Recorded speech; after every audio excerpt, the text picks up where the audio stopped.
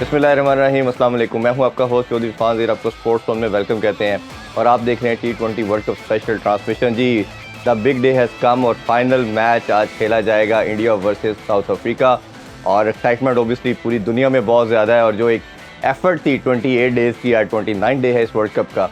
I think तो एक बड़ा ज़बरदस्त किस्म का हमें फ़ाइनल देखने को मिलेगा। अनफॉर्चुनेटली कहीं ना कहीं सेमीफाइनल में वो हमें मज़ा नहीं आ सका। वो एक्साइटमेंट जो एक्सपेक्ट कर रहे थे, जो एक ज़बरदस्त मुकाबले एक्सपेक्ट किए जा रहे थे, वो देखने को नहीं मिले। हमारे पैनलिस्ट भी हमें ज्वाइन कर चुके हैं जी। Former test captain Azhar Ali सबसे पहले ज्वाइन कर चुके हैं। अस्सलाम वालेकुम अज़हर भाई, thank you for joining us. वालेकुम अस्सलाम। एक्साइटमेंट पूरी है जी? बिल्कुल बिल्कुल। क्या लग रहा है वैसे? मेरे ख्याल में टॉस जीतना बहुत अहम होगा। टॉस का रोल होगा। अज़हर भाई thank you so much joining as well. आपके ख्याल में कौन सी फेवरेट साइड? देखिए, फेवरेट तो ऑफ कोर्स इंडिया है, लेकिन 19-20 का फ़र्क है। जो टीम ऑन द डे बेहतर खेलेगी वो जीत जाएगी। बिल्कुल, वो तो ओबियसली हम देखेंगे जी कौन अच्छा खेलती है। थोड़ा सा हम तमाम एस्पेक्ट के ऊपर कोशिश करते हैं कि हम डायसेक्शन करें और देखें कि कौन सी टीम बेहतर है। टॉस की आपने बात की अज़हर भाई, कल भी हमने थोड़ी डिस्कशन की थी। आपने बिल्कुल ठीक कहा, मैं भी एग्री करता हूँ कि इंडिया को थोड़ा सा स्लाइट एज है। बिल्कुल। उसकी रीज़न ये है कि उनका कम्बिनेशन बेहतर है, ये विकेट्स कहीं ना कहीं उनको सूट भी करते हैं, उनका स्पिन डिपार्टमेंट भी थोड़ा सा ज़्यादा तगड़ा नज़र आ रहा है। बट जो बैटिंग की डेप्थ है साउथ अफ्रीका के पास, अगर हम देखें तो उनके तमाम बैटर कोई ना कोई मैच जिता चुके हैं और एक रेंज है। इंडिया अभी तक उस तरह एक्सपोज नहीं हुआ। मेरा मानना यह है कि क्योंकि रोहित शर्मा हमेशा फ्रंट से लीड कर रहे हैं, रन्स कर रहे हैं, कोहली का बैगेज भी थोड़ा है, स्ट्रगल कर रहे हैं। अगर किसी तरह, कल भी शायद हमने इस पर बात की थी, साउथ अफ्रीका टारगेट करते हैं रोहित शर्मा को और उनको जल्दी आउट कर लेते हैं, तो क्या इंडियन बैटिंग के ऊपर प्रेशर आ सकता है? देखिए, फॉर्म प्लेयर को आउट करना तो वैसे ही बहुत ज़रूरी होता है, क्योंकि वो रोहित शर्मा इस टाइम पे अपनी ऑब्वियसली फॉर्म में तो हैं ही, लेकिन दूसरी बात है जिस तरीके से इम्पैक्ट क्रिएट करते हैं वो बहुत ज़्यादा है कि बहुत तेज़ी से रन बनाते हैं। लेकिन बात यह है कि कैपेबिलिटी इंडियन प्लेयर बैटर्स के अंदर मौजूद है, उनके पास डेप्थ मौजूद है, ऑलराउंडर्स भी हैं, मिडिल ऑर्डर प्लेयर्स भी हैं।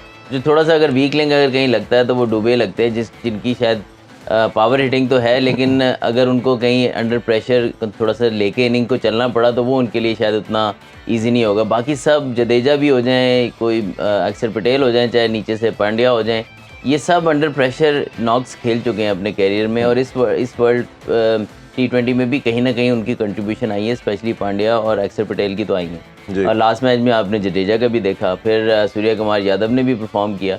ठीक है, कोहली सिर्फ परफॉर्म नहीं करे, कोहली भी होते तो हम कहते कोहली और रोहित शर्मा को आउट करना, फिर सूर्य कुमार यादव को आउट करना है।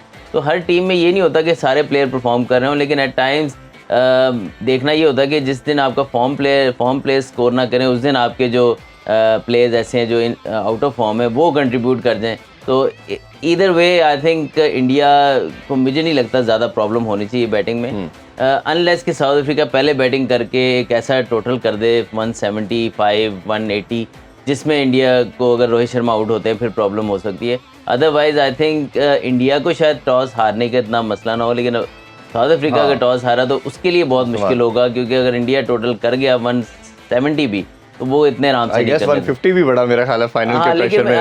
आई फील कि वो 170 एक सेफर स्कोर होगा। 150 ये है कि साउथ अफ्रीका की टीम भी अच्छा करती आ रही, जीतती आ रही है और कॉन्फिडेंट है, और कहीं ना कहीं ऐसे प्लेयर्स उनकी टीम में मौजूद है कि एक अच्छी इनिंग जो है वो 150 का टोटल जो है वो चेस करवा सकती है। तो आई फील कि India is slight ahead even losing the toss, लेकिन साउथ अफ्रीका के पास बेस्ट चांस है टॉस जीत के पहले बैटिंग करें। अगर वो टॉस हार जाते हैं तो बहुत उनके पास चैलेंज होगा कि उनको 150 के राउंड किसी तरह इंडिया को रोकना, और उसमें विकेट्स इंपॉर्टेंट होगी कि ये नहीं हो सकता कि इंडिया को आप कंटेन कर पाएंगे। बिल्कुल। अज़हर भाई फाइनल की बात कर रहे हैं, जैसे डुबे की बात की, वो एक थोड़ा सा वीकर लिंक कहीं ना कहीं टीम में नज़र आ रहा है। बॉलिंग उनकी पूरी है, वो शायद चेंज ना करें, बट होता ये है कि टीम हमेशा जो विनिंग कम्बिनेशन है उसके साथ चलती है, और ख़ास तौर पे जो एक वेस्ट इंडीज़ की लेग स्टार्ट हुई इंडिया की, तो उन्होंने कुलदीप यादव को ऐड किया, उससे उनकी बॉलिंग और स्ट्रेंथन होगी और वो एक एक्स्ट्राऑर्डिनरी किस्म का इम्पैक्ट भी क्रिएट कर रहे हैं। आपके ख्याल में इंडिया बड़े मैच से पहले, जैसे कल रमीज़ भाई कोट कर रहे थे, शायद डिस्कशन हो रही है कि जसवाल को ऐड किया जाए, डुबे को बिठा दिया जाए, आपका क्या ओपिनियन है? इंडिया लेगा रिस्क ऐसा? मेरा ख्याल है अगर कोई चीज़ कर सकते हैं तो जिस तरह का ये ग्राउंड है इसमें फास्ट बॉलर्स बहुत विकेट्स लेते हैं, तो जडेजा कोई इतना बैटिंग से भी नहीं इतना अच्छा कंट्रीब्यूट करे, बॉलिंग से भी कोई बहुत ज़्यादा कंट्रीब्यूट करे, तो उनकी जगह सिराज को लेके आ सकते हैं, उससे मज़ीद उनकी बॉलिंग को स्ट्रेंथ देगी और ये एक ऐसी पिच है जिसमें फास्ट बॉलर्स को भी कहीं ना कहीं उनको भी मदद मिलेगी। तो आई गेस टॉस के साथ साथ ज़्यादा इंपॉर्टेंट ये भी है कि आप कंडीशंस को कैसे असेस करते हो। जी। जिस तरह का ये ग्राउंड है तो ये हाई स्कोरिंग कंसिडर किया जाता है बारबाडोस कंपैरेटिवली। जब बाकी कैरेबियन ग्राउंड्स देखें, शायद सेंट लूसिया के बाद कैरेबियन बाकी ग्राउंड्स में सबसे ज़्यादा स्कोर इसी ग्राउंड में है। 170 के करीब एवरेज टोटल भी इधर है। तो अच्छा एवरेज टोटल है। तो इस ग्राउंड में जाके कंडीशंस को असेस करना बड़ा इंपॉर्टेंट है। दूसरा मैं ये भी कहूँगा कि कहीं ना कहीं बारिश का भी बड़ा रोल है और इसमें बारिश की प्रेडिक्शन है। तो और हो सकता है, मैं भी वेदर फोरकास्ट चेक कर रहा था तो शुरू में तो क्लियर आ रहा है जी, लेकिन आगे जाके 1-2 बजे के करीब क्लाउड्स या बारिश की फोरकास्ट है। तो लेटर डाउन दी मैच में अगर बारिश होती है तो उस स्टेज पे जब ऑलरेडी काफ़ी हद तक ओवर एक इनिंग्स बैटिंग कर चुकी है, दूसरी टीम चेज़ करी है, तो इस सिचुएशन में बारिश होती है तो वो जो टारगेट चेज़ करी है टीम उसको फ़ायदा दे सकती है। तो ये भी बैक ऑफ द हेड एक डिसीजन हो सकता है वाइल डिसाइडिंग टॉस के बाद क्या डिसीजन लेना है।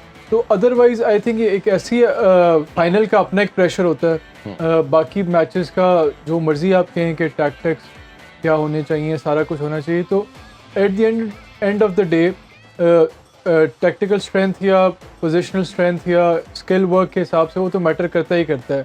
उसमें no doubt India is ahead of South Africa. लेकिन मुझे लगता है कि साउथ अफ्रीका का जो उन्होंने एक साइकोलॉजिकल बैरियर था which had been troubling for them for last 30 odd years, उसको जब उन्होंने अबूर कर लिया तो वो ज़्यादा फेयरलेस होकर फाइनल में जाएंगे। इंडिया तो कई दफ़ा फाइनल्स उन्होंने गए हुए हैं, फाइनल्स में बड़े ये उनका तीसरा चौथा फाइनल है पिछले 1-2 सालों में। ODI वर्ल्ड कप के फाइनल में गए, फिर टेस्ट चैंपियनशिप के फाइनल में गए, उससे पहले ACC एशिया कप का फाइनल वो तो चले उन्हें जीत किया। लेकिन जो इंडिया के ऊपर प्रेशर है कि 2013 ऑनवर्ड्स उन्होंने कोई ICC ट्रॉफी नहीं जीती, उसको वो कैसे ओवरकम करते हैं और उसको ओवरकम करके कैसे साउथ अफ्रीका को अपनी नर्व्स को मेंटेन रखते हैं, नर्व्स को काम रखते हैं, वो बड़ा क्रूशल होगा। बिल्कुल। बेसिकली इज़हार का कहना ये है कि साउथ अफ्रीका ने तो अपना मेंटल बैरियर क्रॉस कर लिया, अब इंडिया की बारी है। So, लेकिन एक मैं यहाँ पे ऐड करता हूँ कि साउथ अफ्रीका के पास अगर बेहतरीन ऑप्शन यही है कि वो इंटेंट अपनी पॉजिटिव रखें, go for the kill. And obviously उसमें होश बहुत ज़्यादा इंपॉर्टेंट है कि ये ना होश ना खोएं उसमें, लेकिन जस्ट एंजॉय द ओकेजन ना, कि पहले फाइनल में वो पहुंचे हैं किसी भी वर्ल्ड कप के।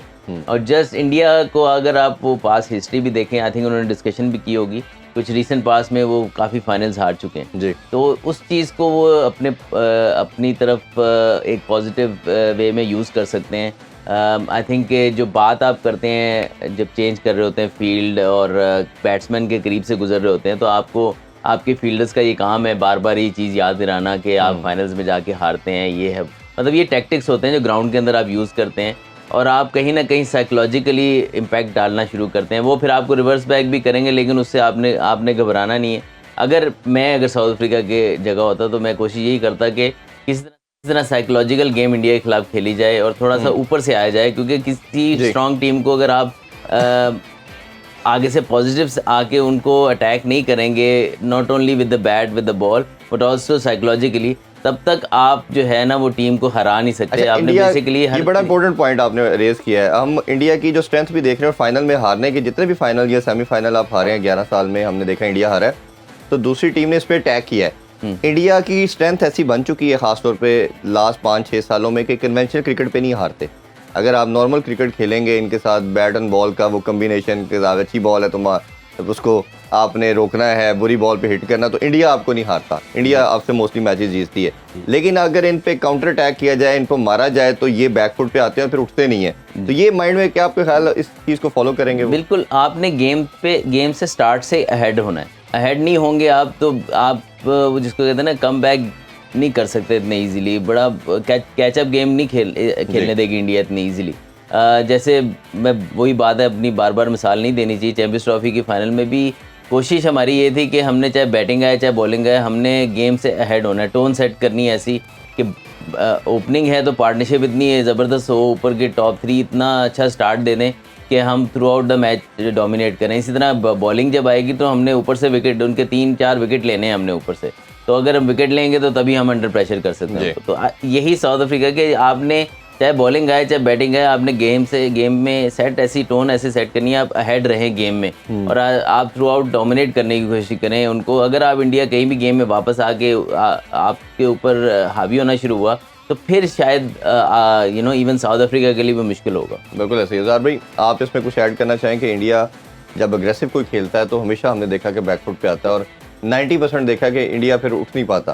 इंटरनेशनल क्रिकेट पे इंडिया काबू नहीं आता किसी भी टीम पे, और हमेशा हमने देखा कि विकेट्स मिलती है। आपका क्या टेक है? कि मैं इसको इस तरह लूँगा कि इंडिया अगर डोमिनेट करना शुरू हो जाए किसी भी टीम के खिलाफ, तो फिर दूसरी टीम को उठने का मौका नहीं देता। तो वही बात जो अजहर भाई कह रहे हैं कि इट इज़ वेरी इंपॉर्टेंट कि for South Africa to give India tough competition is this game, कि वो शुरू से ही उनको अपने ऊपर हावी होना नहीं दें और अटैकिंग क्रिकेट खेलें। लेकिन आई थिंक बिल्कुल भी आप रेकलेस क्रिकेट नहीं खेल सकते। आपने बड़ा अपने प्लान्स बनाने हैं, उन प्लान्स को एग्जीक्यूट करना है। जिस तरह क्विंटन डी कॉक है, वो जो है बुमराह को उनका टारगेट करना नहीं बनता, लेकिन अर्शदीप एक ऐसा बॉलर है जिसको वो टारगेट कर सकते हैं। मार्करम है, ये लीजा हेंड्रिक्स है, वो बुमराह के ख़िलाफ़ थोड़े बहुत रिस्क ले सकते हैं। बाकी स्पिनर्स को वो कैसे देखते हैं, अब अक्षर पटेल है या कुलदीप यादव है, वो इतना आपको अपॉर्चुनिटी ना दें, लेकिन जडेजा एक ऐसा बॉलर है जिसको आप अटैक कर सकते हैं। तो इस हवाले से आपने अगर अटैक भी करना है तो स्मार्ट सिलेक्शन करनी है, बिल्कुल ही रेकलेस क्रिकेट करके अपनी विकेट्स नहीं देनी, जिस तरह इंग्लैंड ने इंडिया के ख़िलाफ़ किया। तो इस हवाले से स्ट्रैटेजी बड़ी इंपॉर्टेंट होगी, और आपने फेजेस के हिसाब से भी देखना है कि पावर प्ले एक ऐसा फेज़ है जिसको आपने कैपिटलाइज़ करना है। लेकिन बुमराह को आप अगर अटैक करना भी है तो अगर आप उसको सिलेक्टिवली अटैक करें, अगर आप उसके खिलाफ रेकलेस करेंगे तो वो एक ऐसा प्लेयर है जो आपकी पावर प्ले में 2-3 विकेट्स लेके आपको नीचे लगा देगा। तो इस तरह के टैक्टिकली आपने अटैक करना भी है तो आपने स्मार्टली अटैक करना है, रेकलेसली नहीं अटैक करना। अदर भाई, की प्लेयर की जब हम बात करते हैं तो ओबियसली इधर सबसे पहला नाम हमें रोहित शर्मा का नज़र आ रहा है, दूसरा बुमराह का है। और बुमराह ने जो अपनी ख़ास तौर पे पहले भी एक बड़ा बॉलर था, डेंजरस बॉलर था, बट जो उसके लीथलनेस हमने देखी आफ्टर द इंजरी, वो एक आउटस्टैंडिंग है। हम कंपैरिजन में अपने बॉलर्स देखते हैं, दुनिया के कोई भी बॉलर देखे, फास्ट बॉलर इंजरी के बाद ना उसके पास स्विंग रहती है ना पेस रहता है, ये 5-6 कदम से भाग के आता है और वो लगता ही नहीं कि फास्ट बॉल होगी, और जिस पेस से चाहे बॉल कर लेता है, और जितना कंट्रोल कंपोजर उसके पास है, स्लो बॉल करता है, दुनिया किसी बैटर से अभी तक नहीं हमने देखा वो रीड कर पाया। तो ये एज आप भी बहुत खेले हैं इसे, क्या आपको लगता है इसका एक तो रोल कैसा, और साउथ अफ्रीका की क्या स्ट्रेटजी होनी चाहिए? इस पे अटैक करें या इसको भाई 16 ओवर समझ के मैच खेलें, इसको सी ऑफ करें? नहीं, देखिए, आप बॉलर को नहीं, आप बॉल को खेलते हैं बेसिकली। ऑब्वियसली आपको पता होता है कि यार ये इस टाइम फॉर्म में है, इसको हमने किस तरह, लेकिन आप उसकी उस दिन की बॉलिंग तो देखें। ये नहीं हो सकता कि उस दिन उससे बॉल उस तरह नहीं हो रहे हों और आप उसके पिछली रेपुटेशन पे खेल जाएं। तो you have to see at the spot कि उसकी बॉलिंग कैसी हो रही है। अगर वो ट्रबल कर रहा है और पिच थोड़ा टफ है तो आप अकॉर्डिंगली खेलेंगे। अगर लग रहा है कि आज बैट पे आ रही है तो साउथ अफ्रीका के पास भी टॉप क्वालिटी प्लेयर हैं, और इंटरनेशनल प्लेयर्स ऐसे होते हैं कि वो इस तरह की बॉलिंग को रन्स भी कर सकते हैं। लेकिन अगर किसी दिन उसका बहुत ज़बरदस्त देना है तो आपको रिस्पेक्ट देनी पड़ती है। तो फिर आप कोशिश करते हैं कि ये 24 बॉलों पे हम 23-24 भी कर लें, विकेट्स ना दें, और बाकी 16 ओवर में हम फिर ज़्यादा कैपिटलाइज कर सकते हैं। तो आई थिंक एक तो ये असेस करना बहुत ज़रूरी है। दूसरा पॉइंट मैं अगर फिर दोबारा से टच करूँगा कि बुमराह का इंजरी के बाद का कमबैक, आई थिंक अगर हम चैम्पियंस ट्रॉफी का फाइनल देखें, उसके अंदर बुमराह वो उस तरह फॉर्म में नहीं थे उस टाइम पे। उसमें पहले मैच में भी खेला था, फाइनल में भी खेला था, इस तरह की फॉर्म में नहीं थे। मैं आज कहूँ कि मैंने बड़े चौके मारे थे उनको, लेकिन बात ये मारे थे, लेकिन बात ये कि उस टाइम पे शायद बुमराह का रिदम वो ना हो। एट टाइम्स प्लेयर पे टाइम आते हैं कि उतना अच्छा रिदम नहीं होता, लेकिन अब आजकल का जो रिदम है, स्पेशली इंजरी के बाद जब आए हैं, देखें ये बहुत ज़्यादा इंपॉर्टेंट होता है कि उनको टाइम ऑफ मिला, इंजरी का रिहैब बड़े ज़बरदस्त तरीके से हुआ, वो आए फिट एंड स्ट्रॉन्गर तरीके से, उनको वापस लाया गया। ये नहीं कि अब आ गया है तो सारे फॉर्मेट फटाफट खिलाएं। उन्होंने ग्रेजुअली आहिस्ता से उसको करके टीम में वापस लेके आए। और उसके बाद देखें जहाँ साथ साथ रीहैब के साथ उनके, अगर आप देखें एक्शन में, रनअप में, हर चीज़ में थोड़ी थोड़ी चेंजेस आई हुई है, और उनकी पेस पहले से बेहतर होके आई है। तो दैट मीन्स के इनके पीछे जिस टीम ने, इनके रीहैब टीम ने और कोचेज़ ने जो इनके साथ काम किया है वो बड़ा साइंटिफिकली किया है। ऐसा नहीं हुआ कि बस वो फिट हो गए और आगे वापस ठीक है जो नेचुरल वो है तो वही वापस हो गए। कोई थोड़ी बहुत जो टाइम, थोड़ा बहुत जो वर्क है, उनके टेक्निकल वर्क है, वो भी उन्होंने किया और बेहतर मेथड के साथ वो आए हैं। और अब ये भी नहीं हुआ कि एक सीरीज़ में आगे परफॉर्म कर दिया। वो एशिया कप से लेके 50 और वर्ल्ड कप, अब T20 वर्ल्ड कप, तमाम मैचेस में देख लें, किसी मैच में सिवाय एक आधे एक्सेप्शन हुई हो, हमारे जहन में ना हो, बेहतरीन बॉलिंग कर रहे हैं, टॉप क्लास बॉलिंग कर रहे हैं, इकोनॉमिकल भी हैं, विकेट्स भी ले रहे हैं, और गो टू बॉलर हैं कैप्टन के। आई थिंक ये चीज़ देखनी है कि कितना इम्पोर्टेंट होता है कि अच्छा रिहैब, और उस रिहैब के दौरान उस हाँ। टाइम को टेक्निकली भी यूज़ करना, और ताकि आप एज ए बेटर प्लेयर होके वापस आएँ, ये उन्होंने करके दिखाया। और इंडिया इस वजह से इंडियन क्रिकेट इतनी आगे जा रही है। अच्छा, मैंने ना जब पाकिस्तान से मैच इन्होंने जीता और ये मैन ऑफ द मैच थे, तो प्रेस कॉन्फ्रेंस में मैंने इनसे क्वेश्चन किया बुमराह से कि आपका रिहैब हुआ, आपने कोई एक्साइटेड होकर जल्दी खेलने की हमें नज़र आया कि नहीं किया, टाइम लिया, और दूसरा आज के मैच में भी आपके फैंस जो थे, स्पेक्टेटर जाना शुरू हो गए कि हम मैच हार गए हैं, बट आपको क्या लगता था कि आप मैच में वापस आ सकते हैं और आप जीत सकते हैं? तो उन्होंने बड़ी खूबसूरत बात की। उसने कहा जहाँ तक मेरी अपनी रिहैब की बात है तो मैंने रश नहीं किया, और बोर्ड भी मेरे साथ था कि जब तक मुझे लगा कि मैं 100% फिट नहीं होता। कंपैरिजन इसलिए कर रहा हूँ कि शाहीन को हमने रश करवाया, T20 लास्ट जो वर्ल्ड कप हम फाइनल हारे हैं, तो हमने देखा फाइनल में भी उनको इंजरी होगी और फिर हमें वो कॉस्ट करना पड़ गया फाइनल। दूसरा वो मैच की गेम अवेयरनेस जो हम बात करता हूँ मैं अक्सर के प्लेयर की या कैप्टन की कितनी इंपॉर्टेंट होती है। कहता हमें था कि ये फ्री फ्लोइंग रन्स नहीं बना रहे, तो रिजवान को मैं आई कर रहा था कि रिजवान की अगर विकेट मिलती है, ये अगर अटैक करता, मिस्टेक करता तो इसकी विकेट लूँ, तो फिर हम इनको स्क्वीज़ करने की कोशिश करेंगे। तो जब एज ए प्लेयर आपकी इतनी मैच्योरिटी हो और आपके प्लान एग्जीक्यूट हो रहे हों और आपकी गेम अवेयरनेस इतनी हो, तो ऑब्वियसली सक्सेस तो मिलती है फिर आपको। नहीं, बिल्कुल, game awareness is the main thing, और आपकी ग्रेजुअली बढ़नी चाहिए, आप बेहतर से बेहतर होना चाहिए, क्योंकि आप खाली स्किल के ऊपर नहीं खेल इतनी देर नहीं हाँ। खेल सकते, क्योंकि स्किल तो जितने प्लेयर खेल रहे हैं सबके पास स्किल है। ये ऐसे तो नहीं कि जो भी इंटरनेशनल लेवल पे आता है उनके पास स्किल होती है, लेकिन कुछ लोग, अब रोहित शर्मा हो गए, विराट कोहली हो गए, ये क्यों एक्सेप्शनल है? क्योंकि ये गेम को रीड बहुत अच्छी तरीके से करते हैं, और भी प्लेयर, मतलब list goes on and on, वो डिफरेंट क्रिएट करते हैं अपने अवेयरनेस के साथ साथ। टेक्निक और स्किल तो होती है, लेकिन हम कहीं ना पीछे रह जाते हैं इसमें। आई डोंट नो कि हमने, एक तो पहले हमारी क्रिकेट में गेम अवेयरनेस ज़्यादा अच्छी इसलिए थी कि हमारी क्लब क्रिकेट बहुत अच्छी थी, और जब आप एज ए यंगस्टर जब क्लब क्रिकेट में अच्छे प्लेयर्स के साथ खेलते हैं और जल्दी ग्रूम होते हैं, तो फिर आप इंटरनेशनल लेवल तक जब तक पहुंचते हैं, आप बहुत ज़्यादा चीज़ें सीख चुके होते हैं। हम असल में थोड़ा सा ना फास्ट ट्रैक होते हैं हमारे प्लेयर्स, और जब फास्ट ट्रैक होके आगे जाके भी उनका सीखने का अमल बहुत स्लो रहता है, specially in terms of game awareness, कि फील्डिंग कहाँ लेनी है, मैंने इस पिच पे बॉलिंग कैसे करनी है, बैटर है तो क्या मेरे से टीम इस वक्त क्या डिमांड कर रही है, ऑपोजिशन को कैसे मैं शॉक कर सकता हूँ। That is all part of game awareness कि यार किस टाइम क्या पंच लगाना है। तो आई फील कि वो हमें बहुत ज़्यादा कमी है उस चीज़ की, और उस चीज़ पे काम करने के लिए हमें ग्रास रूट पे क्रिकेट बेहतर करने की ज़रूरत है, ताकि ये एकदम से नहीं आती। इंडियन अक्षर पटेल देख लें, आप कहते हैं कि जी बड़ा ज़बरदस्त परफॉर्म किया उन्होंने, उनको ऊपर भेज देते हैं, वो ऊपर बैटिंग कर लेते हैं, कभी नीचे से आके कंट्रीब्यूट करते हैं, बॉलिंग में कुछ ज़्यादा स्पेशल चीज़ नज़र नहीं आती, लेकिन अपनी अवेयरनेस से वो काम कर रहे हैं। तो वो दैट शोज़ कि जब वो आप देख लें वो बैटिंग कर रहे होते हैं, इट फील्स लाइक उनकी बॉडी लैंग्वेज के he has everything under control.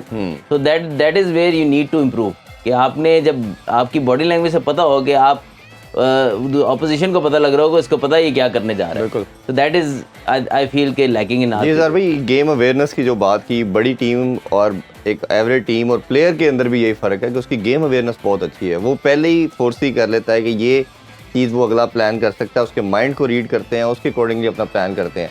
Irrespective हमारे जो प्लेयर हैं, हम देख रहे हैं कि वो डिक्लाइन इसी वजह से आ रहा है कि गेम अवेयरनेस, गेम की सिचुएशन को उस तरह रीड नहीं कर पा रहे। तो ये जो बुमराह की क्लास हमने over the period of time देखी, खासतौर पे लास्ट 2 ईयर में, वो एक अनमैचेबल है। उसको कैसे आप देखते हैं? देखिए, आप दुरुस्त कह रहे हैं, इसमें 2 चीज़ें फैक्टर बहुत इंपॉर्टेंट है। एक तो गेम अवेयरनेस या ट्रेनिंग में, जिस नाज़िर भाई ने कहा कि जो बंदा थ्रू द रैंक्स नहीं आता, बहुत जल्दी इंटरनेशनल स्टेज पे आ जाता है, उसका रिक्वायर्ड एक्सपीरियंस नहीं होता, उसने क्लब क्रिकेट नहीं खेली, उसने डोमेस्टिक नहीं खेली, तो इस हवाले से डोमेस्टिक स्ट्रक्चर का बड़ा रोल है। रणजी ट्रॉफ़ी है इंडिया की बेहतरीन, वहाँ से उनकी ट्रेनिंग होती है। ऑस्ट्रेलिया की शेफील्ड शील्ड है या इंग्लैंड की काउंटी है, बाकी जितने भी हमारे बड़े क्रिकेटिंग नेशंस हैं, उनकी जो डोमेस्टिक स्ट्रक्चर है वो उनके खिलाड़ियों को, एक तो जितने भी, बहुत रेयरली ऐसा कोई खिलाड़ी होता है कि जो बहुत अचानक से फर्स्ट टीम में आ जाए, ज़्यादातर वही होते हैं जिन्होंने एक considerable amount of domestic experience हासिल किया होता है। तो जब वो डोमेस्टिक एक्सपीरियंस गेन करके इंटरनेशनल स्टेज पे आते हैं, तो ऑलरेडी वो चीज़ें काफ़ी हद तक ये चीज़ें सीख चुके होते हैं। दूसरा, मेरे ख्याल में खिलाड़ी का फोकस भी डिपेंड करता है। अगर तो खिलाड़ी का बहुत ही नैरो फोकस है, सिर्फ और सिर्फ अपनी गेम के ऊपर है, तो वो जो एक जनरल क्रिकेटिंग लर्निंग है या नॉलेज है, उस हवाले से वो जब नहीं उस पर फोकस होता तो वो ये चीज़ें नहीं समझता। अगर एक फास्ट बॉलर सिर्फ और सिर्फ इस चीज़ पे फोकस करा कि मैंने बॉलिंग क्या करानी है, मैंने लेंथ क्या रखनी है, लाइन क्या करनी है, इसकी बजाय कि अगर वो बाकी चीज़ों पे फोकस नहीं करा कि अगली टीम को किस तरह का रन, अगली टीम के बैट्समैन कैसे हैं, अगली टीम को रिक्वायर्ड रन रेट किस तरह का है, पिच कैसी है, उनका टीम कॉम्बिनेशन कैसा है, तो इन सारे फैक्टर्स को कंसिडर करके वो अपनी बॉलिंग नहीं कर रहा और इन चीज़ों के हवाले से उसकी ट्रेनिंग नहीं हो रही, लर्निंग, तो डेफिनेटली गेम अवेयरनेस उसकी इंप्रूव नहीं होगी। तो ना सिर्फ मेरे ख्याल में खिलाड़ियों के लिए इंपॉर्टेंट है कि वो अपनी इंडिविजुअल गेम पे फोकस करें, साथ साथ जो जनरल क्रिकेटिंग नॉलेज है उस हवाले से उनके अंदर हंगर होनी चाहिए कि उस हवाले से भी नॉलेज। और इसकी प्राइम एग्जांपल मैं अक्सर कोट करता हूँ सचिन तेंदुलकर की, कि अगर हम देखते हैं उनका 22-23 साल का कैरियर था, तो उसमें लास्ट मैच भी अगर आप उनका उठा के देखें तो उसमें भी वैसे ही एफर्ट कर रहे थे, इन द फील्ड भी उसी तरह डाइव लगा रहे थे जिस तरह उन्होंने पहले मैच में की। तो जब तक ये, इस तरह आपने बिल्कुल ठीक है कि वो हंगर, वो अर्ज नहीं होगी आपके अंदर, तो आप एक इंटरनेशनल स्टार नहीं बन पाएंगे। अभी एक छोटा सा ब्रेक लेते हैं जी, फाइनल अभी कुछ ही देर में स्टार्ट होगा, उस हवाले से मजीद डिस्कशन कर रहे हैं, हमारे साथ रहिए। Welcome back in sports on, आप देख रहे हैं T20 world cup special transmission. Azhar भाई, हम की प्लेयर्स की डिस्कशन कर रहे थे, जैसे इंडियन के प्लेयर्स की हमने बात की, कुछ साउथ अफ्रीका के हवाले से भी हम डिस्कशन करते हैं। डी कॉक एक ऐसा प्लेयर जिसने over the period of time prove किया कि वो एक थरली मैच विनर है, और जब वो, जिस तरह रोहित शर्मा की हमने बात की, अगर वो भी 60-70 का स्टार्ट दे गया और जिस तरह वो तेज़ स्टार्ट देता है और जिस तरह की वो शॉट्स खेलता है, वो भी वन साइडेड फेयर कर देता है। आप उनकी एक तो गेम अवेयरनेस अप्रोच को कैसे देखते हो, और फाइनल में क्या लगता है आपको कि कैसा वो परफॉर्म करेंगे? देखिए, अगेन क्विंटन डिकॉक का बहुत उसका भी ये कि अर्ली आपको चांस ज़रूर देता है वो, स्पेशली बॉल अगर स्विंग हो रहा हो तो वो, लेकिन क्योंकि डे गेम है, मुझे लगता है बॉल स्विंग तो होगा लेकिन इतना ज़्यादा शायद ना हो स्विंग। तो अगेन वो प्लेयर ऐसा है, उसको आप अर्ली पकड़ लें तो पकड़ लें, वरना अगर इफ़ ही गेट सेट, अगर वो 3-4 ओवर खेल गए तो वो बड़े डेंजरस प्लेयर साबित हो सकते हैं। और अगर स्विंग ना हो बॉल तो फिर तो और ज़्यादा, स्पेशली जो शॉर्टर फ्लेंथ बॉल है उसको कटर पुल वो बहुत ज़बरदस्त करते हैं। आई थिंक कि इंडिया की कोशिश ये होगी कि उनको जल्दी, जिस तरह रोहित शर्मा है इंडिया के लिए, साउथ अफ्रीका चाहेगा जल्दी आउट हो जाए, इस तरह क्विंटन डिकॉक भी हैं। और टॉप ऑर्डर में वही ज़्यादा अटैकिंग खेलते हैं, बाकी हैंड्रिक्स या माकरम है वो थोड़ा सा फिर भी टाइम ले लेते हैं। लेकिन अगेन ये सारे प्लेयर ऐसे हैं कि इनका अगर ये सेट हो जाएं और ये अपने शॉट मेकिंग इनकी स्टार्ट हो जाए सही तरीके से, तो ये डेंजरस प्लेयर्स हैं सारे। फिर मिडिल ऑर्डर में उनके पास क्लासन भी आ जाते हैं। तो आई थिंक कि fire power top of the year, top order में दोनों टीमों के पास मौजूद है। मे भी कह सकते हैं कि रोहित शर्मा और क्विंटन डिकॉक दोनों एक ऐसे प्लेयर्स हैं जो अपोजिशन चाहेगी कि दोनों जल्दी आउट हो जाएं। बिल्कुल सर भाई, की प्लेयर की जैसे बात कर रहे हैं हम, तो क्लासन और एक मिलर, ये भी दो ऐसे प्लेयर हैं, और अगर इंडिया को स्लाइट एज हम दे रहे हैं तो वो स्पिन की वजह से दे रहे हैं कि स्पिन उनका डिपार्टमेंट दुनिया में शायद सबसे तगड़ा है। और साउथ अफ्रीका की जो हिस्ट्री रही है, वो पेस को तो बहुत अच्छा खेलते हैं, फास्ट में तो बहुत ज़्यादा स्पिनर पे फंसते थे, बट अब कुछ पीरियड से हम देख रहे हैं कि वो कुछ 5-6 सालों में स्पिन पे प्रॉब्लम उनको नहीं आती, क्योंकि अब उनके पास भी अच्छे खासे स्पिनर है, तो प्रैक्टिस कर करके वो भी काफ़ी उसमें इम्प्रूव कर चुके हैं। बट क्लासन एक ऐसा बैटर है और वो हमने देखा कि वो हिट मारता है, स्पिनर को भी ठीक ठाक वो हिटिंग करता है। तो आप मिलर और क्लासन के रोल को कैसे देखते हैं मिडल? देखिए, दोनों बहुत ही बेहतरीन खिलाड़ी हैं, और जिस तरह आपने कहा कि इन लोगों ने IPL बहुत खेली है और इसके एक्सपीरियंस से इनकी स्पिन को कैसे खेलते हैं वो बहुत इम्प्रूव हुआ है।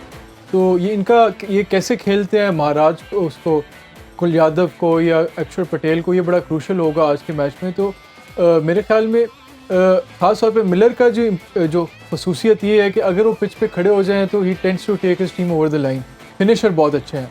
तो क्लासन का ये है कि अगर थोड़ा सा उनकी आई सेट इन हो जाए और वो जिस तरह की डिस्ट्रक्टिव बैटिंग करते हैं स्पिनर्स के ख़िलाफ़, तो शायद उनके अंदर ये पोटेंशियल है कि जो थ्रेट आएगी अक्षर पटेल से या कुलदीप यादव से, उसको वो न्यूट्रलाइज़ कर लें। मैं कहूँगा और जो बड़े इंपॉर्टेंट प्लेयर्स हैं दोनों के लिए, मार्को येंसन बहुत इंपॉर्टेंट है साउथ अफ्रीका में, क्योंकि अगर पिच में थोड़ी बहुत भी बाउंस हुआ, जितना उनकी लंबी हाइट है और वो बाउंस एक्सट्रैक्ट करते हैं पिच से, वो इंडिया के बैट्समैन को ट्रबल दे सकते हैं और लो डाउन दी ऑर्डर वो हिटिंग बहुत अच्छी कर सकते हैं। और नोकिए का बड़ा इंपॉर्टेंट रोल है, वो बहुत अच्छी बॉलिंग करते हैं, अच्छे जहाँ पे बाउंस होकर तो वो भी इंडिया के बैट्समैन को ट्रबल कर सकते हैं। इंडिया के लिए मेरे ख्याल में जो एक चीज़ वो कर सकते हैं कि सिराज को लेके आ सकते हैं। सिराज जिस तरह की एक ऐसी पिच है जहाँ पे बैटिंग को बहुत फास्ट बॉलर्स को फ़ायदा देते हैं, फास्ट बॉलर्स ने विकेट्स भी काफ़ी लिया, और जडेजा जो है वो इतना नहीं परफॉर्म करे। तो अदरवाइज़ आई थिंक जो इंडिया को हम बैक करेंगे, अगर मार्जिन ऑफ देखेंगे, स्ट्रेंथ में, बैलेंस में देखें, हर तरह से वो बॉक्सेस टिक करते हैं। तो लेकिन साउथ अफ्रीका के लिए क्रूशल है कि वो अपनी नर्व्स को काम रखें, कोशिश करें कि इंडिया से कोई ऐसी मिस्टेक हो जाए जिस पे वो कैपिटलाइज कर लें। बिल्कुल। अगर भाई स्पिन का हमने जैसे बात की तो इंडिया को स्लाइट एज है, फास्ट बॉलिंग में आपको लगता है कि नोकिया की बात करें, रबाडा की बात करें, जॉनसन की बात करें, कि इनको इंडियन फास्ट बॉलर पे थोड़ा ज़्यादा आप प्रेफरेंस देते हैं? क्योंकि हमने देखा है कि इंडिया कहीं ना कहीं स्ट्रगल करता है शॉर्ट बॉल पे करता है, तो तीनों के पास पेस भी है, 145 प्लस हैं और डेक को हिट करते हैं, और ऊपर अगर बॉल लाते हैं तो मुश्किल तो हो सकता है इंडियन बैटर के लिए। बिल्कुल स्लाइड अहेड कह सकते हैं, लेकिन दूसरी बात ये है कि जब जो कंडीशन है डिपेंड करता है कि कितना स्विंग एंड सीम स्विंग मिलता है, क्योंकि जो पिच की तस्वीरें अभी तक आई हैं उसमें कोई ग्रास कवर तो वहाँ पे बारबुडास में वैसे ही स्क्वायर बना रहा है। आई फील कि यार पहले टाइम फिर और बेहतर आएगा, सेकंड टाइम आपके कटर्स और वो सारी चीज़ें बहुत ज़्यादा इन्वॉल्व होंगी। डिपेंड करता है कितना स्मार्टली आप बॉल करते हैं, शॉर्ट बॉल को कितना अच्छा एग्जीक्यूट करते हैं, ये सारी चीज़ें आ जाती हैं आपके उस दिन के एक्चुअल परफॉर्मेंस के ऊपर। हो सकता है आप शॉर्ट बॉल सही जगह पे ना करें तो आपको उसी पे मार पड़ जाए। इसी तरह आप अगर लेंस को सही तरीके से एडजस्ट नहीं करें, पेस वेरी ना करें, तो हो सकता है फास्ट बॉलर्स को भी उतनी मार पड़े। बट आई फील के साउथ अफ्रीका के पास ये है कि जहाँ बुमराह अकेले एक पेस जिसको कहते हैं जिनके पास पेस ज़्यादा है, उस तरह उनके पास जो है वो 3 ऑप्शन है, लेकिन बुमराह का फैक्टर एक एक्स्ट्रा है कि वो बहुत ही ज़बरदस्त फॉर्म में है, और बाकी पांड्या और अर्शदीप जो हैं वो शायद उतना इम्पैक्टफुल लगते नहीं है। अर्शदीप नए बॉल से हैं लेकिन मिडिल ओवर्स में शायद उतना नहीं उनका रहता है इफेक्ट, क्योंकि उनकी पेस थोड़ी सी कम है बाकी। But I still feel they are very smart bowlers और they can still contribute, but pace के हिसाब से साउथ अफ्रीका का थोड़ा सा उनके एक्स्ट्रा पेस वाले बॉलर हैं। अच्छा, ये बात भी मैं ये थोड़ा सा ऐड करना चाहूँगा, जो पांड्या है ये बहुत ही क्रूशल प्लेयर है, क्योंकि इनके अंदर जो इंडिया का एक फाइटिंग स्पिरिट है वो बड़ा एपिटमाइज करते हैं उसको, और बड़े टफ सिचुएशन में इनकी इनिंग्स हैं और हिम्मत ना हारने वाले खिलाड़ी हैं, तो इनका भी आज फाइनल में बड़ा क्रूशल रोल प्ले कर सकता है। पांड्या शॉर्ट बॉल वो भी बड़ी अच्छी बहुत अच्छी। अच्छा, ये डिस्कशन आगे करनी थी, अभी कर लेते हैं कि जब रोहित शर्मा से कप्तानी लेके पांड्या को दी गई तो ये हमने जो पूरे आईपीएल में देखा एक पूरा नेशनल इशू बन गया कि स्टेडियम के अंदर आवाज़ें लगना और वो सारा कुछ, और फिर नेशनल साइड की दोबारा कप्तानी रोहित शर्मा को दी गई। आपके ख्याल में ये बड़े गेम में ये कहीं ना कहीं कॉन्फ्लिक्ट आ सकता है, कोई ऐसा प्रॉब्लम या कोई मेंटली ब्लॉक या ऐसी कोई चीज़ कि यार ये कप्तान वो था, या कोई इस चीज़ों को साइड पे रख के आएंगे? वो मुंबई इंडियंस की कप्तानी उन्होंने की है, बट आई फील कि इंडिया का मेरा नहीं ख्याल इंडिया में ऐसी कोई चीज़ है और ना कोई नज़र आएगी आपको। दे आर प्रोफेशनल, थोड़ा प्रोफेशनल उनकी। इवन देखें ना विराट कोहली और जब कप्तानी ली गई उनसे या उनसे उनको कहा गया छोड़ने को, वटेवर जो भी होता है, लेकिन उसके बाद उनकी तरफ से भी फुल सपोर्ट नज़र आई रोहित शर्मा के लिए, और टीम के अंदर वो पूरी एफर्ट करते हुए नजर आई। देखिए कप्तानी करनी नहीं करनी इससे सेकेंडरी थिंग। ये जैसे भाई ये देखने में टीवी में सब कुछ मेरा नहीं ख्याल आपको कुछ ये पाकिस्तानी जैसे अभी हम बात करते हैं कि जब बाबर को दी गई, शाहीन से ली गई, तो स्ट्रॉन्ग है उनका सिस्टम बहुत स्ट्रॉन्ग है, और मतलब कि आप कंपैरिजन नहीं कर सकते हमारी टीम के और हमारे इस टाइम पे जो कल्चर है इंडिया की कल्चर, वो बहुत आगे की देखते हैं, वो छोटी छोटी चीज़ों के ऊपर वरी नहीं करते हैं, और आई एम श्योर कि वो नहीं नज़र आएगा आपको। बिल्कुल। और वैसे भी मेरे ख्याल में उन दोनों की हिस्ट्री की या करियर का एक सबसे इम्पोर्टेंट मैच हो शायद, अगर और शायद लास्ट वर्ल्ड कप भी होगा ये, तो इस वजह से वो इस तरह के इस इशू को नहीं, उन दोनों की ख्वाहिश होगी कि इंडिया के लिए वो वर्ल्ड कप जीते। बिल्कुल, ऑब्वियसली, और कैरियर में ऑब्वियसली आप हमेशा अच्छे नोट पे ख़त्म करना चाहते हैं। अगर भी थोड़ा सा अगर मज़ीद डिस्कशन करें और इनकी परफॉर्मेंस को गेज करने की कोशिश करें, तो वीकनेसेस की भी बात कर लेते हैं। जैसे स्ट्रेंथ की बात की, तो जैसे इंडिया की बात की हमने कि शॉर्ट बॉल पे कहीं ना कहीं उनको प्रॉब्लम आता है। साउथ अफ्रीका के पॉइंट पे आप क्या समझते हैं कि क्या ऐसी चीज़ इंडिया को बॉलर्स को करनी चाहिए जिस पे जैसे स्पिनर पहले करते थे, अभी वो स्पिनर को भी अच्छा खेलते हैं, उनको प्रॉब्लम क्या करते हैं? इंडिया को करनी चाहिए, इंडिया बॉलर्स को करनी चाहिए उनके बैटर के अगेंस्ट। आई थिंक सिंपल, जिस तरीके से वो बॉलिंग करते आ रहे हैं, अगर वो सिर्फ उस तरह बॉलिंग करेंगे दे विल बी सक्सेसफुल। मतलब कोई स्पेशल चीज़ करने की ज़रूरत नहीं, मेक श्योर करें कि अपनी बेसिक्स को हिट करें, उनके पास इनफ स्किल्स हैं, स्पेशली अर्शदीप अपना बॉल स्विंग करने की कोशिश करें जैसे वो कर रहे हैं। उसके बाद मेक श्योर करें कि कंडीशन यहाँ पर कटर्स बहुत ज़्यादा फ़ायदेमंद होते हैं, ये दूसरी इनिंग का वेट ना करें। बेसिकली क्या हुआ है, जब ऑस्ट्रेलिया और इंग्लैंड का भी मैच हुआ था, इंग्लैंड ने पहली इनिंग में कटर्स यूटिलाइज़ नहीं किए, ऑस्ट्रेलिया ने दूसरी इनिंग में किए, वो डिफेंड करने में कामयाब हो गए। लेकिन पहली इनिंग में बहुत ज़्यादा पेस दी इंग्लैंड के फास्ट बॉलर्स ने, तो उनको अच्छी खासी उनको पिटाई हुई। स्पिनर्स का भी बॉल उस तरीके से स्पिन नहीं हुआ। तो वही बात है कि आप कंडीशंस को देखते हुए जो आप जो कंडीशन डिमांड करिए वो करेंगे। आई एम श्योर कि वो उनके पास इनफ स्किल्स हैं। बुमराह की हो गई, अर्शदीप नए बॉल से हो गए, उस पर स्पिन हो गई। आप मेक श्योर करें उसी तरीके से आप अपने वो करेंगे तो आप कोई ऐसा एक्सेप्शन करने की ज़रूरत नहीं है साउथ अफ्रीका के अगेंस्ट। शॉर्ट बॉल को भी यूज़ कर सकते हैं। जो अच्छी शॉर्ट बॉल है वो दुनिया का कोई भी प्लेयर है उसको प्रॉब्लम होगी। बिल्कुल। मेक श्योर है कि उसको आप सरप्राइज शॉर्ट बॉल को भी स्पेशली लॉन्गर बाउंड्री जहाँ पे है वहाँ पर यूटिलाइज ज़रूर करें और विंड का इस्तेमाल करें जो कि बहुत ज़्यादा इंपॉर्टेंट होता है कैरेबियन में। अच्छा, सबसे इम्पोर्टेंट रोल क्रंच मोमेंट में ओबियसली पूरी टीम पे प्रेशर होता है और जितनी मर्जी, जिस तरह हमने शुरू में बात की कि आप बात कर लें, फाइनल का प्रेशर तो आना ही आना है और दोनों टीम पे आना है। इसमें सबसे इम्पोर्टेंट रोल आई बिलीव कि कैप्टन्स का होगा कि कैप्टन अपने आप को कितना कूल एंड काम रखते हैं, किस तरह के डिसीजन लेते हैं, उनकी बॉडी लैंग्वेज क्या होती है, क्योंकि पूरी टीम कैप्टन को देख रही होती है इन द फील्ड भी और डग आउट में। तो आप दोनों कैप्टन को किस तरह इवॉल्व होते हुए देख रहे हैं, और ख़ासतौर पे मार्करम का स्टैट, मैंने कल भी शायद जिक्र किया, एक ऐसा स्टैट है कि अंडर 19 में एज ए कैप्टन अनबीटन रहे। आईसीसी के जितने इवेंट में उन्होंने अभी तक टिल अंडर 19 से लेके अब तक कप्तानी की है, कोई मैच नहीं हारे। ये बड़ी यूनिक है एक रिकॉर्ड है उनके। तो ये प्रूव करता है कि ये ऐसा मैच जीत के फिर उनको हाँ यहाँ पे 100% रिकॉर्ड पे जोड़ देते। तो ये कैसे देखते हो? और ओबियसली रोहित शर्मा कप्तान हम सब मानते हैं बड़े ज़बरदस्त हैं, सेल्फलेस हैं, लेकिन कप्तानी के अंदर जो इवेंट ना जीतने का एक उनके ऊपर एक टैग है, वो तो है, प्रेशर तो है। और जिस तरह सेमीफाइनल के बाद वो रोए भी, शायद उनके माइंड में ये चीज़ आ रही है कि एक और अपॉर्चुनिटी तो आ गई है, बट ये मैं पता नहीं लाइन पार कर पाता हूँ कि नहीं। तो आप दोनों को कैसे देखते हैं? देखिए, सबसे पहले तो आप जैसे पिछला भुलाना होगा और आप फ्रेश गेम स्टार्ट करें। आप कोशिश ये करें कि आप आज अपना बेस्ट दें। जब आप रिजल्ट को कंट्रोल करना चाहते हैं ना कि यार आज लाजमी मैंने जीतना है, तो आप अपने ऊपर एडिड प्रेशर डाल रहे होते हैं। तो मेक श्योर करें कि you just enjoy the occasion, just be yourself और just play with the plan and that's all. अगर आप कोई भी टीम इससे ऊपर करने जाएगी ना कि यार ये आज भी हमने ये भी नहीं करने देना, ये भी नहीं करने देना, वो फिर आप अपने ऊपर एडिड प्रेशर कि जी आज लाजमी हमने ये करना है, वो तो आपको पता है, आपकी एक्सपेक्टेशन है, आपकी कंट्री भी आपसे एक्सपेक्ट कर रही है, सब कुछ है। लेकिन आपने इन दी एंड एक गेम खेलनी है क्रिकेट की, उसके अंदर आपने बेसिक्स ऑफ द गेम को पूरा करना है, आपके जो प्लान्स हैं उनको एग्जीक्यूट करना है। That is in your control. उसके बाद जो रिजल्ट है, दूसरी टीम शायद आपसे अच्छा खेल जाए या आपसे, कोशिश ये करें कि आप उनको अपॉर्चुनिटी ना दें अपनी तरफ से एडिड प्रेशर अपने ऊपर डाल के। आई थिंक साउथ अफ्रीका के पास बहुत अच्छा मौका है कि इंडिया के इस चीज़ को वो यूटिलाइज़ कर सकता है कि 3-4 फाइनल जो है वो कंटिन्यूसली फ़ोन के पहुँच के वो ट्रॉफी नहीं उठा सके। साउथ अफ्रीका का पहला टाइम है, they should just try and be themselves and just enjoy the game, because मेरा नहीं ख्याल है कि they have nothing to lose, because they already achieved कि जो पहले कभी तक फाइनल में नहीं आए। Although they are very focused on winning the trophy, but just enjoy the occasion, just be yourself, that's all. एक और बड़ा डिफरेंस है दोनों टीम्स की sporting as a sporting nation.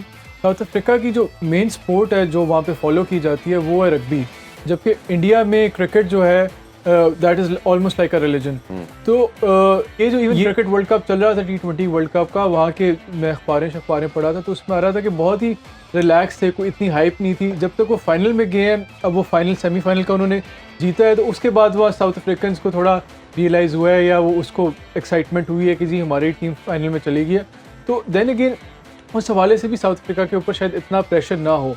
और मैं समझता हूँ कि जो फॉर्मर प्लेयर्स गए हैं ग्राम्स इतने करीब तक गए, सेमीफाइनल तक गए, जिसमें शायद शॉन पॉलक ले लें, एलन डॉलन ले लें, गैरी कस्टन ले लें, AB डिविलियर्स ले लें, फैफ डू प्लेसी ले, वो भी बहुत ज़्यादा, उनकी भी बड़ी ख्वाहिश होगी और करंट प्लेयर्स की बहुत ज़्यादा ख्वाहिश होगी कि उनके लिए भी ये वर्ल्ड कप जीते, क्योंकि उनको अगर और ये जीत जाते हैं तो उनकी जो एक रिग्रेट थी कि हम अपने कैरियर में अचीव नहीं कर सके, तो ये खिलाड़ी इनके थ्रू भी उनकी भी ख्वाहिश होगी कि बिल्कुल किसी भी नेशन के लिए वर्ल्ड कप का टाइटल जीतना बहुत बड़ी मैटर करती है। और आज एक जो बादशाह कौन होगा T20 की टीम का वर्ल्ड कप का, वो आज हम देखेंगे। अभी कुछ देर के बाद 7:30 बजे लोकल टाइम पे फाइनल स्टार्ट होगा।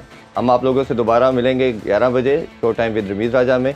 आप दोनों का बहुत शुक्रिया जी, अपना बहुत सा ख्याल रखें। अल्लाह हाफिज़। पाकिस्तान जिंदाबाद।